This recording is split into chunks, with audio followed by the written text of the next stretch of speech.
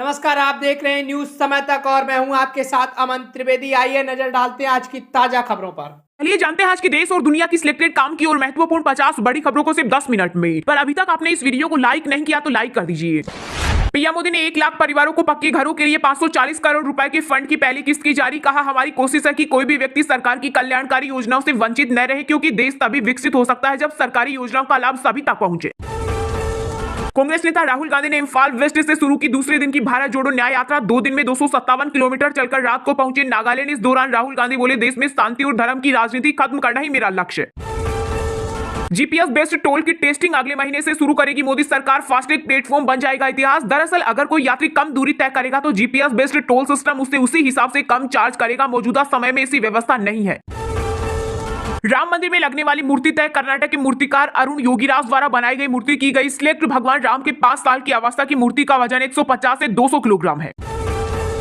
देश में थोक महंगाई 9 महीने के उच्चतम स्तर पर। दिसंबर महीने में बढ़कर 0.73% पर पहुंची। खाने पीने की कीमतों में बढ़ोतरी का दिखा असर। एआई से 40% नौकरियां घटेगी और असामान्यता बढ़ेगी। अंतर्राष्ट्रीय मुद्रा कोष यानी आईएमएफ ने दुनिया को दी चेतावनी। दरअसल आईएमएफ के एक नए विश्लेषण के अनुसार आर्टिफिशियल इंटेलिजेंस दुनिया भर की लगभग 40% नौकरियों को प्रभावित कर सकती है। केंद्रीय गृह मंत्री अमित शाह की बहन राजेश्वरी बेन का हुआ निधन। फेफड़ों की बीमारी के चलते मुंबई के अस्पताल में चल रहा था इलाज। गृह मंत्री शाह के अगले 2 दिनों के सभी कार्यक्रम रद्द। क्रिकेट के भगवान सचिन तेंदुलकर डीप फेक के हुए शिकार। गेम के प्रमोशन के लिए उनके वीडियो पर उन्हीं की आवाज डब की गई। बोले, ये नकली और गलत है।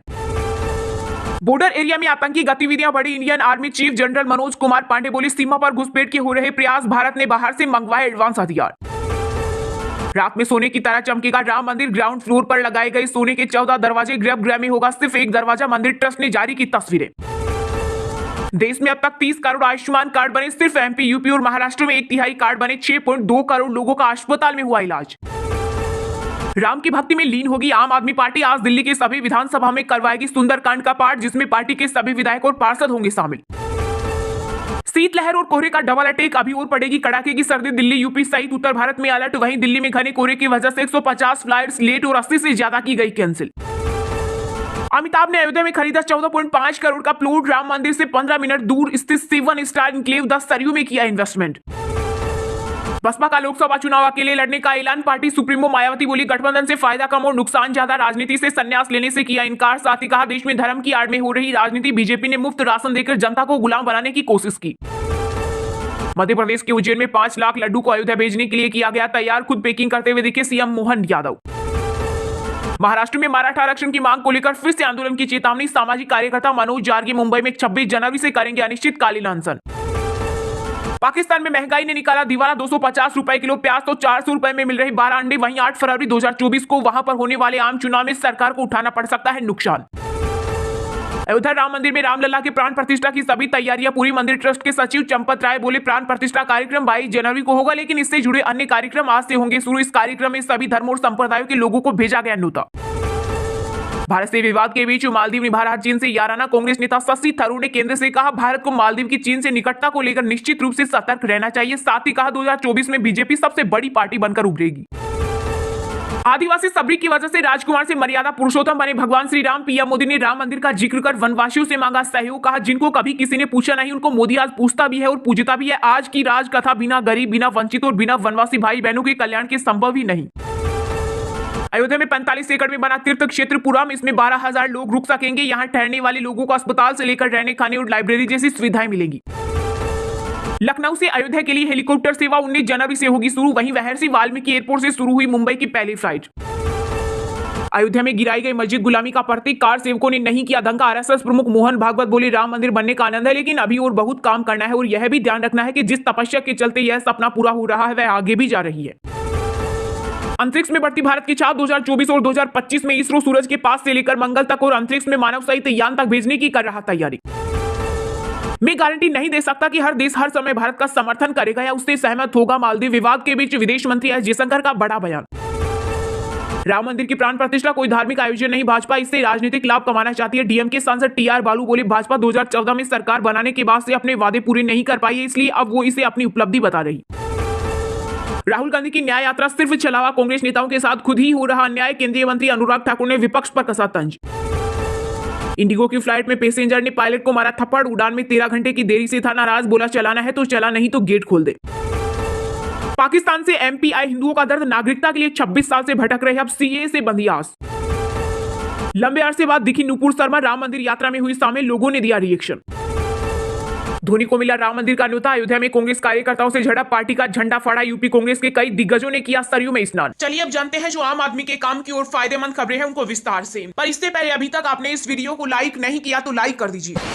पीएम मोदी ने जनजातियों से किया वर्चुअल संवाद, इस दौरान 1 लाख परिवारों को पक्के घरों के लिए 540 करोड़ रुपए के फंड की पहली किस्त की जारी, कहा हमारी कोशिश है कि कोई भी सरकार की कल्याणकारी योजनाओं से वंचित न रहे, क्योंकि देश तभी विकसित हो सकता है जब सरकारी योजनाओं का लाभ सभी तक पहुंचे। जी हां, प्रधानमंत्री नरेंद्र मोदी ने उत्तराखंड की बोक्सा जनजाति, छत्तीसगढ़ की कमार कोरवा और राजस्थान की सहरिया जनजाति के लोगों से वर्चुअल संवाद किया। इस दौरान अति पिछड़े जनजातीय समूह के 1 लाख लाभार्थी परिवारों को पक्के घरों के लिए 540 करोड़ रुपए फंड की पहली किस्त भी जारी की गई, यानी सरकार ने एक घर के लिए 2.5 लाख रुपए ट्रांसफर किए हैं। संवाद के दौरान पीएम मोदी ने कहा कि हमारी कोशिश है कि कोई भी सरकार की कल्याणकारी योजनाओं से वंचित न रहे, क्योंकि देश तभी विकसित हो सकता है जब सरकारी योजनाओं का लाभ सभी तक पहुंचे। दरअसल विशेष पिछड़े जनजातीय लोगों के विकास और उत्थान के लिए केंद्र सरकार ने पिछले साल जनजातीय गौरव दिवस पर पीएम जनमन योजना शुरू की थी। इस योजना का मुख्य लक्ष्य विशेष रूप से कमजोर जनजातियों का संपूर्ण विकास करना है। जनमन योजना के तहत केंद्र सरकार के 9 मंत्रालय 11 सुविधाओं को सुनिश्चित करने का काम करेंगे। इनमें पक्के घर का प्रावधान, पक्की सड़क, नल से जल, समुदाय आधारित पेयजल, छात्रावासों का निर्माण, मोबाइल मेडिकल यूनिट, आंगनबाड़ी केंद्रों के जरिए पोषण, बहुउद्देशीय केंद्रों का निर्माण, घरों में बिजली पहुंचाना, सोलर पावर, इंटरनेट तथा मोबाइल सर्विस की उपलब्धता और आजीविका संवर्धन के लिए स्किल डेवलपमेंट शामिल है। 15 नवंबर को प्रधानमंत्री ने इस योजना की शुरुआत की थी। जनजातीय मामलों के मंत्रालय ने जनमत योजना के तहत 18 राज्यों और केंद्र शासित प्रदेशों में 22,000 बस्तियों में लगभग 7 लाख परिवारों को कवर करने का लक्ष्य रखा। केंद्र ने इस पैकेज के लिए अगले 3 साल में खर्च किए जाने वाले कुल 24,104 करोड़ रुपए की मंजूरी दी है, जिसमें से 15,336 करोड़ केंद्र और बाकी 8,768 करोड़ रुपए का खर्च राज्य सरकार उठाएंगी।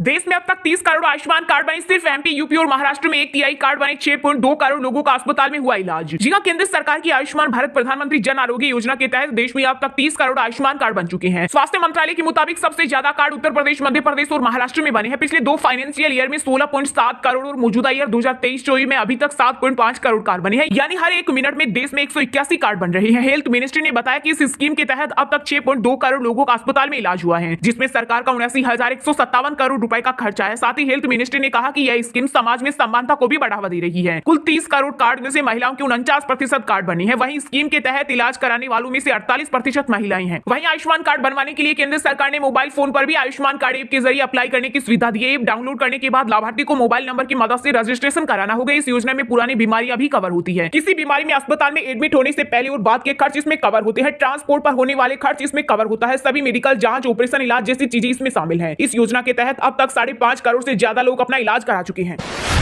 अयोध्या राम मंदिर में रामलला की प्राण प्रतिष्ठा की सभी तैयारियां पूरी। मंदिर ट्रस्ट के सचिव चंपत राय बोले, प्राण प्रतिष्ठा कार्यक्रम 22 जनवरी को होगा, लेकिन इससे जुड़े अन्य कार्यक्रम आज से होंगे शुरू। इस कार्यक्रम में सभी धर्मों और संप्रदाय के लोगों को भेजा गया न्योता। जी हां, रामलला की प्राण प्रतिष्ठा को लेकर अयोध्या में तैयारी जोर शोर से चल रही है। इस बीच श्री राम जन्मभूमि तीर्थ क्षेत्र ट्रस्ट के महासचिव चंपत राय ने बताया कि आज से प्राण प्रतिष्ठा से पहले होने वाले पूजन शुरू हो जाएंगे। इसके साथ ही 18 जनवरी को मूर्ति मंदिर के गर्भगृह में पहुंच जाएगी। चंपत राय ने कहा कि रामलला की मूर्ति पत्थर की और मूर्ति का रंग काला है। प्राण प्रतिष्ठा प्रधानमंत्री नरेंद्र मोदी के हाथों होगी और उस समय गर्भगृह में यूपी के मुख्यमंत्री योगी आदित्यनाथ, राज्यपाल आनंदीबेन पटेल, आरएसएस के सर संघ चालक मोहन भागवत और राम जन्मभूमि के मुख्य पुजारी आचार्य सत्येंद्र दास मौजूद रहेंगे। चंपत राय ने बताया कि इस कार्यक्रम में राजनीति अधिकारी, न्यायपालिका, वैज्ञानिक, खिलाड़ी, संगीतकार, संत, महात्मा, कार सेवा के दौरान अपने प्राण न्यौछावर करने वालों के परिवारजन और तमाम जन हिस्सा लेंगे। इस अनुष्ठान को 121 आचार्य कराएंगे। उन्होंने कहा, प्राण प्रतिष्ठा कार्यक्रम 12:20 पर शुरू होगा और यह 1 बजे तक संपन्न हो जाएगा। इसके बाद पीएम मोदी, सीएम योगी और मोहन भागवत अपने मनोभाव व्यक्त करेंगे।